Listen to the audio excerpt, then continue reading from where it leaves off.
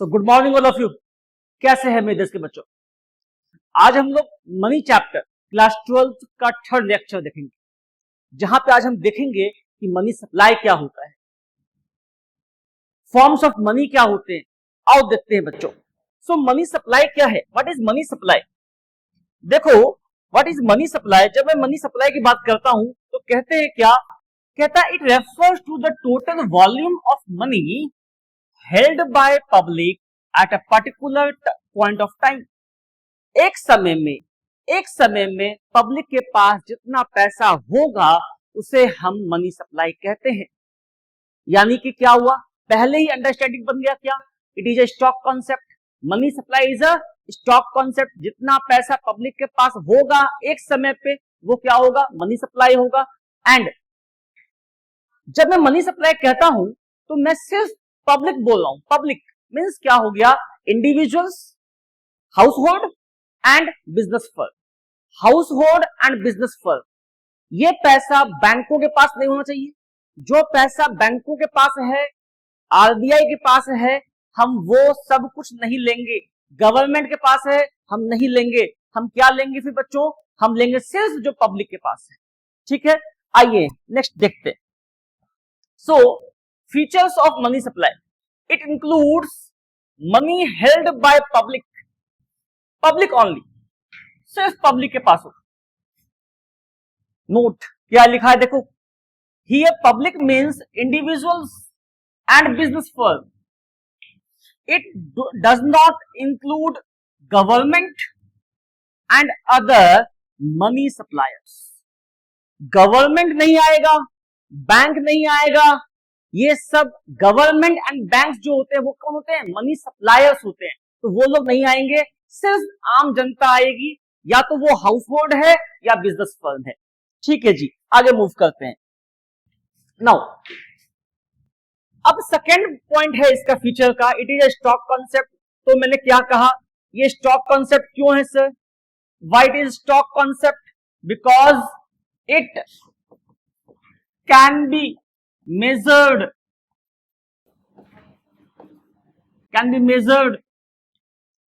at a particular point of time।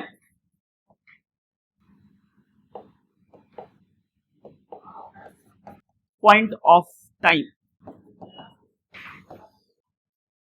it can be measured at a particular point of time। इसीलिए हमने क्या कहा इसको? Stock concept का है जी। ठीक है जी, आगे मूव करते हैं। अब और क्या क्या बातें हैं मनी सप्लाई में? देखो क्या है, तो क्या है? पहला क्या है? Money with public.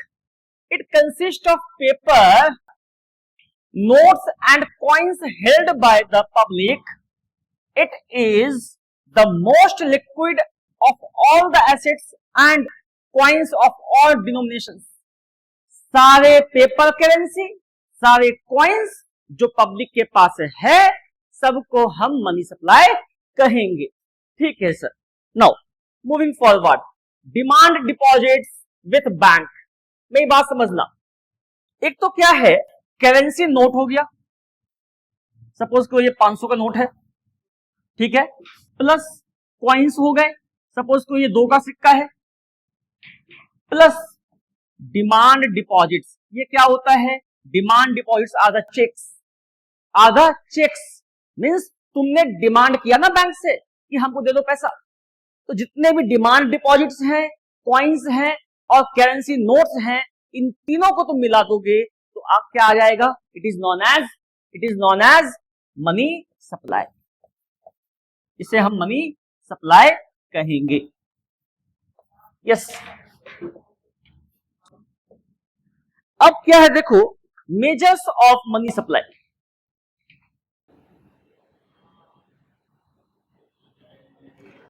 अब क्या है देखो, मेजर्स ऑफ मनी सप्लाई। क्या क्या मनी सप्लायर्स के मेजर्स हैं? मींस हम मनी सप्लाई को किन किन अंगों में बांट सकते हैं, क्या क्या इसका पार्ट्स है? तो फर्स्ट क्या है? M1, second is M2, M3 and then M4। ये 4 अंग है मनी सप्लाई के, 4 पॉइंट्स है मनी सप्लाई के, जिसको हम बांट सकते हैं जी।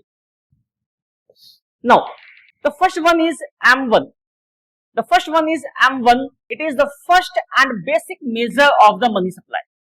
ये सबसे बेसिक मनी सप्लाई का बेसिक थीम है, जिसको कि हम नैरो मनी भी कहते हैं. इसको हम नैरो मनी भी कहते हैं.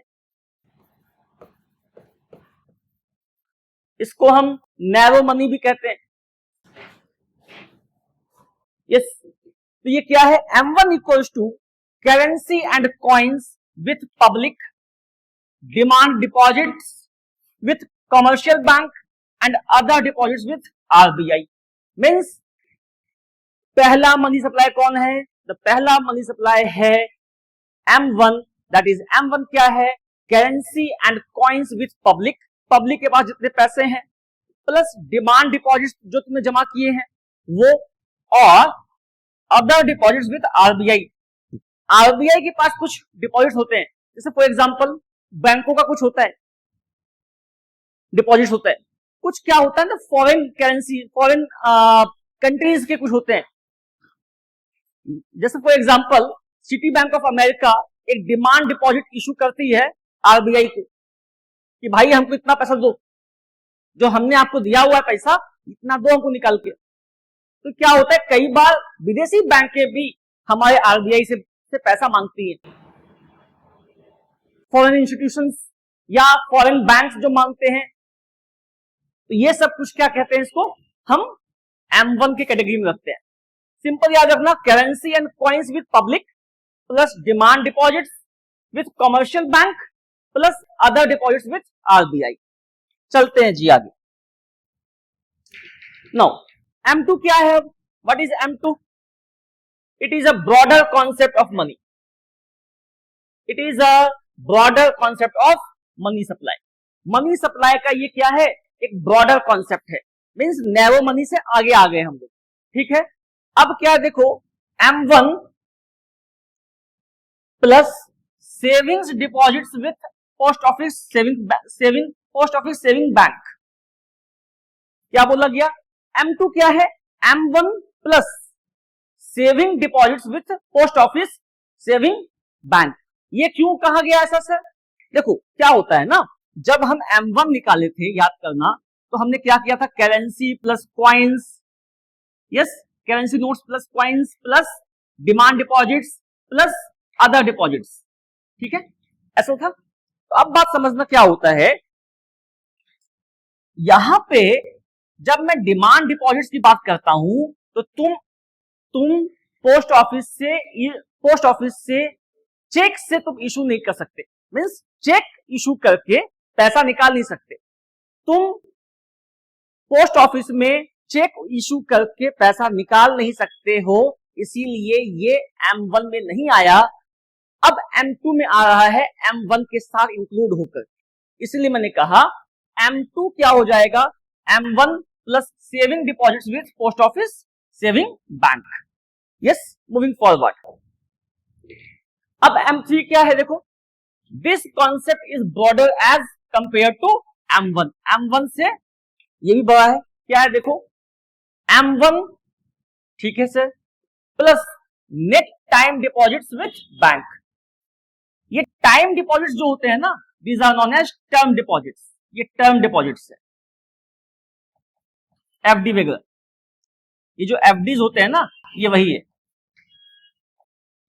तो क्या है? M1 plus net term deposits with banks. ये हो जाएगा आपके M3. M4 क्या हो जाएगा? M4 में सब कुछ आ जाएगा, सब कुछ आ जाएगा. M4 में क्या हो गया? देखो, M4 में क्या है, हम सब कुछ ले लेंगे.